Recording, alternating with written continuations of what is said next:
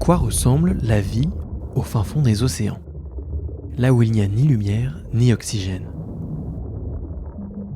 Et si la recherche fondamentale sur les espèces maritimes des profondeurs permettait demain de trouver de nouveaux traitements pour les maladies humaines de la surface? Cette semaine, l'Institut Pasteur de Lille vous immerge à 20 000 lieues sous les mers avec la chercheuse Aurélie Tazimski. Bonjour Aurélie. Bonjour. Aurélie, tu es enseignant-chercheur à l'Université de Lille, professeur en biologie des organismes. Tu travailles sur de la recherche fondamentale puisque tu t'intéresses aux espèces qu'on ne connaît pas, qu'on connaît très peu dans les fonds marins pour comprendre comment fonctionne leur immunité. Concrètement, en quoi consiste ton métier de manière générale ? Alors mon métier, j'enseigne à l'université puisque je suis enseignant-chercheur. Donc j'enseigne beaucoup la biologie et puis des organismes et puis un petit peu l'immunologie. Ouais.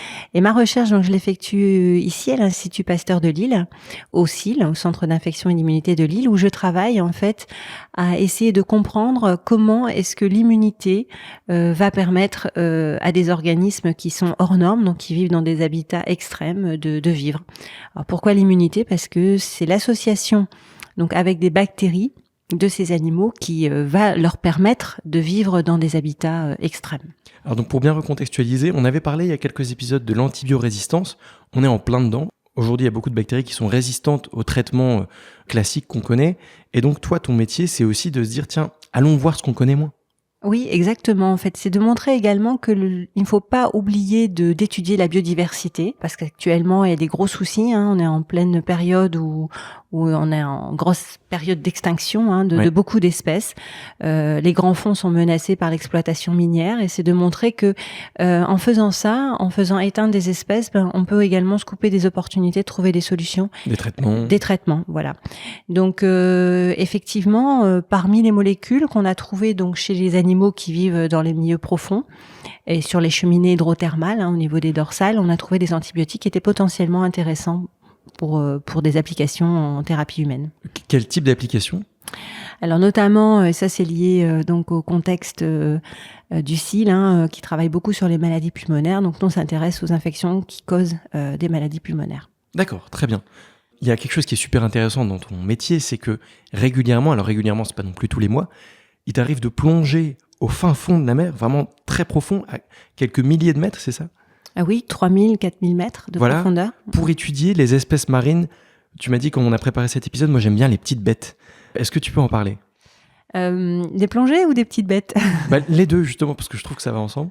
Oui, c'est un environnement qui est extrêmement fascinant. On a découvert en fait l'existence d'oasis dans les profondeurs marines assez récemment, puisque pendant très longtemps on pensait qu'il n'y avait pas du tout de vie parce qu'il n'y avait pas du tout de lumière.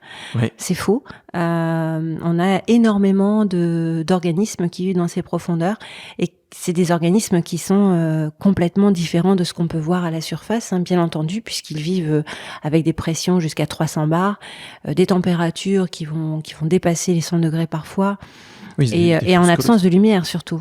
Sans lumière et sans oxygène ? Et sans oxygène, oui. Comment on explique qu'il y ait de la vie au fin fond de la mer, sans lumière, sans oxygène ? Mais c'est grâce aux bactéries. Et c'est pour ça qu'on s'intéresse à l'immunité de nos animaux, puisque les interactions entre bactéries et animaux vont impliquer le système immunitaire. C'est ce système immunitaire qui va contrôler les associations. Ouais. Et donc ces bactéries sont elles qui vont fournir la source de carbone aux animaux. Voilà. C'est pas de la photosynthèse comme on peut avoir en surface, mais c'est de la chimiosynthèse. D'accord, donc il fonctionne avec de la chimie. Oui, avec il y a tout un environnement chimique qui va être très particulier dans ces habitats-là, et les animaux vont être capables, par des réactions chimiques multiples, donc de produire une source de carbone, donc une source de nourriture qui les fait survivre. Qui les fait vivre et qui fait vivre tout l'environnement. Ça nous amène à un sujet qui est super intéressant. Quand on a préparé cet épisode, tu m'as dit, on connaît au fond beaucoup moins bien le fond des mers terrestres que l'espace. Oui, et même que la Lune, en fait. Même que la Lune. La cartographie, en fait, de la Lune est beaucoup plus précise que celle des fonds marins. Et il y a eu plus de personnes qui ont exploré l'espace que le fond de la mer, pour des raisons techniques. Et donc, tu fais partie, toi, des gens qui explorent les fonds marins. Est-ce que tu peux nous parler des espèces sur lesquelles tu travailles ? Alors, je m'intéresse plus particulièrement à deux espèces. L'espèce sur laquelle, d'ailleurs, j'avais commencé à travailler, c'est Alvinella pompeiana. D'accord. Qu'on appelle également le ver de Pompéi, Ouais. parce que c'est un ver qui donne l'impression d'être recouvert de cendres comme Pompéi. Et ce ver, il a la particularité de vivre sur la paroi la plus chaude des cheminées hydrothermales profondes. Donc c'est extraordinaire pour un animal qui fait à peu près 10 centimètres parce qu'il est capable de supporter des températures jusqu'à 102 degrés. Ce qui est énorme pour un Ah oui, animal. c'est colossal. Pour les bactéries, c'est plus connu, mais pour les animaux, c'est extraordinaire. Son métabolisme fonctionne bien, y compris à ces températures-là. Ça, c'est intéressant aussi pour nous, pour comprendre demain comment fonctionnent les animaux qui vivent dans des conditions extrêmes. Là, en l'occurrence, est-ce qu'on est capable d'expliquer comment la vie est possible à 102 degrés sous l'eau? Tout ce qu'on peut dire, c'est que c'est grâce à ces bactéries, à ces associations avec ces bactéries, ça c'est sûr, c'est la source de carbone. Après, on a beaucoup de choses à explorer avec les moyens dont on dispose à l'heure actuelle. C'est ce que vous disiez tout à l'heure, c'est très peu exploré parce qu'on n'a pas beaucoup de moyens. Et encore en France, on a cette chance d'avoir les moyens à la mer. On a notamment donc différents robots. Et puis on a un sous-marin qui nous permet d'aller à 6000 mètres de profondeur. Super profond. Ce qui est très profond, hein. Il y a que 5 sous-marins dans le monde qui vont à ces profondeurs-là. Donc toi, tu as été plusieurs fois dans un de ces sous-marins. Oui. Quel souvenir t'en gardes? Et puis, comment ça se passe, la vie à bord d'un sous-marin? On a entendu parler il y a quelques mois d'un sous-marin, mais c'était dans des conditions moins positives. Mais là, la recherche sous-marine, comment ça se passe? Oui, alors c'est pas du tout le même type de sous-marin que celui qui a malheureusement fait la une pour des raisons tristes. Hein. Voilà, c'est vraiment des sous-marins de recherche et non pas touristiques. Donc la vie à bord, mais en fait, on plonge à peu près 6-7 heures. Hein. Ce sont des plongées qui vont être quotidiennes lors d'une mission. C'est-à-dire qu'on part sur un gros bateau sur lequel est embarqué le sous-marin, qui s'appelle le Nautile. Et quotidiennement, quand les conditions de mer sont favorables, il va y avoir des plongées. Donc à bord du sous-marin, en fait, on se retrouve dans une capsule qui fait à peu près 2 mètres de diamètre, dans lequel on va avoir 3 personnes, un pilote, un copilote et le scientifique. Et donc vous êtes très serrés. Oui, parce que 2 mètres de diamètre, c'est rien du tout. On est à 3, on est allongé pendant la plongée. On a la tête qui est collée à un tout petit hublot. Puis voilà, donc on va explorer les fonds et puis on fait les collectes. Donc le scientifique, il a une liste d'échantillons à faire. Puis voilà, on leur dit faut aller chercher des crevettes, faut aller chercher des vers, faut aller chercher ça. Faut faire des prélèvements pour la géochimie, tout ça. Voilà, parce qu'il n'y a pas que des biologistes qui sont à bord de ce genre de bateau. Et donc toi, quand tu vas t'intéresser aux vers dont tu parlais, tu les étudies au fin fond de la mer. Parce que si tu les remontes à la surface, il y a un risque peut-être de dépressurisation, des choses comme ça? En général, non, on les remonte. On ne peut pas travailler. D'accord. Voilà, tout ce qui est fait dans les fonds, ce sont les prélèvements de fluides pour faire les analyses chimiques des fluides. D'accord. Et ensuite, le sous-marin ou les robots sont équipés de bras qui vont pouvoir faire les prélèvements. Les animaux sont ensuite remontés à la surface. Alors, ce qui est surprenant, c'est que même si la remontée est forcément hyper stressante pour les animaux, la plupart des animaux vont mourir, mais pas tous, en fait. Ils sont quand même encore manipulables dans les heures qui suivent la remontée. Donc, dès qu'ils sont remontés, on les met en chambre froide. Bien entendu, on est dans des conditions, on fait très attention aux contaminations bactériologiques. On protège les échantillons et on se protège aussi. Et puis là, commence à bord tout de suite les dissections, les prélèvements liquides, voilà. Tu dis on se protège aussi parce que t'es pas à l'abri d'avoir un virus inconnu qui surgisse du fin fond de la mer et d'être contaminé, c'est ça? Pourquoi pas? Ah ouais. Non, on pense pas trop à ça. On pense plus, il y a beaucoup de sulfure, il y a beaucoup il y a des métaux lourds aussi dans ces zones-là. Voilà. Non, on n'a jamais trop pensé à ça, même si ça pourrait faire un bon film. Un bon film de science-fiction. Et dernière question peut-être sur ce sujet-là aussi. Tu m'as dit quand tu plonges, tu dois faire attention à ce que la mer soit pas trop agitée. Qu'est-ce qu'on regarde en fait là-dessus? En fait, il faut que la mer soit pas agitée parce que le problème, c'est que... Alors, le sous-marin, il va être mis à l'eau avec un portique. Ouais. Donc déjà, la mise à l'eau, il faut faire attention parce que les plongeurs doivent décrocher le sous-marin du portique. Donc, s'il y a trop d'agitation, ce sera trop dangereux pour eux. D'accord. Et il ne faut pas que le sous-marin soit emmené au large. Oui, ou alors, ça, non, c'est pas trop grave. Mais surtout qu'il aille culbuter le bateau. Ah oui. Et puis ensuite, il faut qu'au retour... C'est la récupération, en fait, qui fait que, il faut quand même pouvoir récupérer les gens. Parce que la quantité d'oxygène est quand même limitée aussi. Oui, complètement. À l'intérieur du sous-marin. Et donc, toi, tu pars 20 jours quand c'est comme ça? Les missions, c'est minimum 20 jours. Là, on a fait une demande d'équipement à la mer pour refaire une mission. Et là, ce sera une mission de 45 jours. Oui, j'ai déjà fait des missions de 45 jours, oui. C'est génial. Et est-ce qu'on est angoissé à bord d'un sous-marin? Faut Non. pas être claustro. Non. On est tellement dans l'excitation que on n'y pense absolument pas. On se rend compte que c'est une chance unique, quoi. Enfin, C'est trop bien. ouais. Alors Aurélie, si on revient un peu sur ton parcours, comment t'en es arrivée aujourd'hui à travailler sur des espèces qu'on connaît très peu? Alors, je pense que c'est lié au fait que depuis que je suis petite, j'aime bien regarder les petites bêtes. Ça m'a toujours intéressée. Et donc, j'ai jamais été, par exemple, attirée par la médecine. Ouais. J'ai toujours été beaucoup plus attirée à voir comment fonctionnaient des petits animaux. Alors, mon cursus, j'ai fait, comme j'aimais la biologie, j'ai fait de la biologie, c'était tout à fait naturel pour moi. D'accord. Et puis, j'ai une offre de thèse qui était sur la sangsue. Alors c'est vrai que c'est pas du tout un organisme qui peut intéresser. Moi, j'ai trouvé ça super intéressant parce que c'est une bébête un peu originale. Et donc j'ai fait ma thèse sur la régénération du système nerveux de cet animal parce que lorsque son système nerveux est lésé, Ouais. eh bien l'animal est capable de le régénérer intégralement, y compris d'un point de vue fonctionnel. Donc quand une Globalement, sangsue est coupée en deux, je prends voilà, le pire ça cas. régénère. C'est un peu comme si on nous coupait la moelle épinière entièrement et puis que notre moelle épinière, en fait, était capable de se régénérer et qu'on pouvait retrouver des capacités de marche tout C'est à fou. fait normales. Donc, je trouvais un modèle très intéressant. Et à l'époque, déjà, je m'intéressais à l'immunité parce que c'est quelque chose qui m'a toujours fasciné, l'immunité, parce que ça englobe beaucoup de disciplines. Et puis, et voilà, donc on avait pu montrer que le système immunitaire pouvait contribuer à cette régénération du système nerveux, Et notamment par la production d'antibiotiques, voilà, qui avait une double fonction. Et ces antibiotiques, on les appelle les peptides antimicrobiens. Et je travaille toujours sur des peptides antimicrobiens. Ça, c'est toujours, je crois que c'est le fil conducteur de toute ma de recherche. toute ta carrière Voilà. de recherche. Combien de temps ça vit une sangsue? Alors, les sangsues médicinales sur lesquelles je travaillais, donc ça vit 20 ans. C'est colossal. Ben oui. Quand on imagine ces petites bêtes, on se dit bon, ça tient quelques jours. Mais en fait, c'est beaucoup plus. C'est plus qu'une souris. Ouais, beaucoup plus. Et pourtant, elles n'ont pas. D'un point de vue immunitaire, c'est très intéressant parce qu'elles vivent dans des conditions très particulières. Elles vont ponctionner le sang des vertébrés, y compris des vertébrés qui sont pas forcément en bonne santé. Et elles n'ont pas d'anticorps. Et pourtant, ça les empêche pas de très bien vivre et s'adapter. Très bien survivre et s'adapter. Et donc ça, c'était donc quand tu faisais ta thèse sur les sangsues. Ensuite, qu'est-ce qui s'est passé? T'es parti aux États-Unis. Oui. Et là, tu t'es dit tiens, je vais étudier un autre animal plus commun. Oui, plus commun parce que c'est l'homme. En fait, oui. Alors j'avais quand même un fil conducteur, les peptides antimicrobiens, toujours, les familles. Mais à l'époque, on les étudiait également, et c'est toujours le cas d'ailleurs chez l'homme.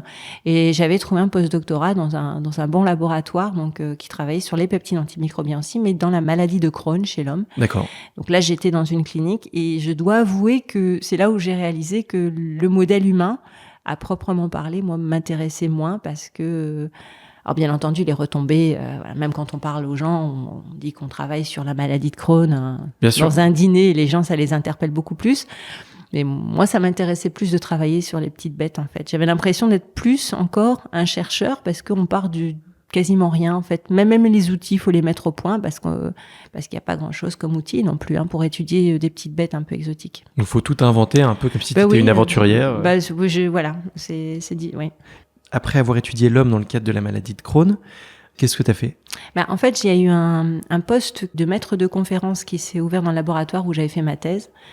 Et donc, je suis revenue en France. Et donc, là, j'ai continué mes travaux sur la sangsue. Ouais. Et puis, toujours sur les peptides antimicrobiens, sur cette immunité. Enfin, on a montré d'autres événements. Et puis, entre-temps, et là, ça a été vraiment un tournant pour moi, j'ai rencontré dans un congrès une dame qui s'appelle Françoise Gale, qui fait partie des premières chercheuses françaises à avoir découvert les cheminées hydrothermales. Elle a participé aux toutes premières missions.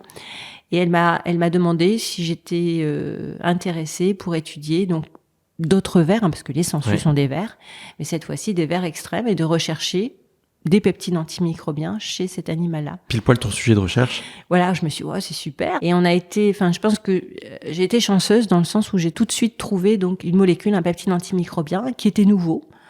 Donc, je suis allée la voir au bout de 2 mois. Ça avait très bien marché. Quelquefois, ça marche pas. On cherche une molécule. C'est quand on part de rien et qu'on cherche à identifier, ou quelquefois on a quelque chose d'intéressant, on n'arrive pas à séparer les molécules entre elles. Donc, à la fin, si la molécule n'est pas pure, on peut pas vraiment la caractériser. Et là, en l'occurrence, ça s'était très bien passé.